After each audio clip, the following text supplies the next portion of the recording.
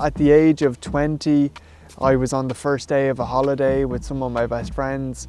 I spent my summers working as a lifeguard. I had an accident on the beach. Running down the beach, I dived into the water and my head collided with a sandbank. And in that moment, I broke my neck, and life changed in a dramatic way for me as a result.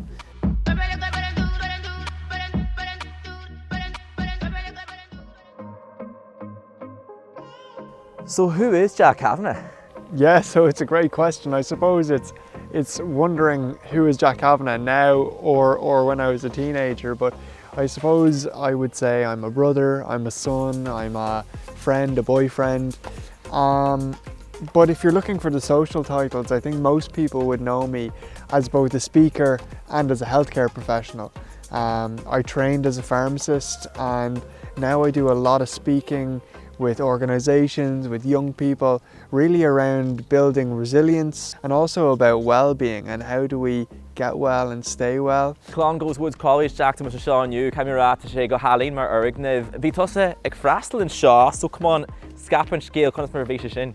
Yeah, well, Cosme, Shave Lean, so Skull Shaw, Clash to Kill Clune again, I guess, fake or not, so she absolutely got hauling, you know, so, Shaw on Fargniv, a bhí muid ag freastal ar scoil ann agus síos daire tá na ranganí agus sús daire tá sin an áit a bhí muid in ar chola. Carricade lads ag freastal ar scoil and like tá mischief agus crack le dhéanamh absolutely gach glas. I always wonder, for boarders, because you're in a school environment constantly, all day, every day, is it a case that you're very motivated because you're in this academic kind of scenario? Yeah, well, Captain go raibh crack den scoilgan I gcónaí agus bhí seans like I gcónaí bheith ag déanamh rudaí le a cairde. Ach ag an am céine bhí na múntóirí I gcónaí ag géirí go mé discipline agus I suppose routine, size routine gach lá agus Micheál ar sin bhí seansmhaig an stadar a dhéanamh agus na rudaí sin a fálam. A díomh an clean stature, they go cén áwer scoile as far a bhí agad signam. Yeah, caithí mé rá gaeilge inis nach ach in our era bhí ansam gom ag fálam teanga.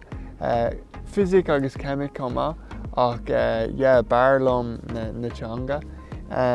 Ach tá dyslexia so ach an rud a bhí Jackar faoi ná ag scríomh na teangacha Micheál ar an dyslexia. So nar bhí mé níos óige bhí mé I scoil lá an Gaelach agus ag teachtó ná sin chun manscoil. Bhí sé an Jackar actually na hábhar difriúil a fálam trí béarla chun tosaí arís. Jack, with yourself and something that's completely central to your own story is there was an awful accident, an incident that happened to yourself as a young man. What I want to know is how did that accident affect and change your career trajectory since then? The result is that I have about 15% muscle function. I'm paralysed from the armpits down with no muscle below. I don't have any use of my hands or fingers.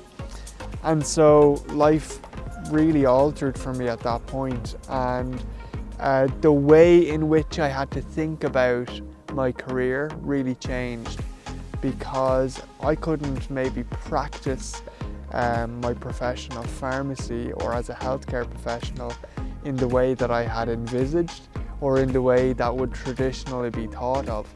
And so me turning to some of my strengths of communication and of doing that in a healthcare context were really turned out to be what was going to be much more achievable for me and would allow me to excel, which was also important.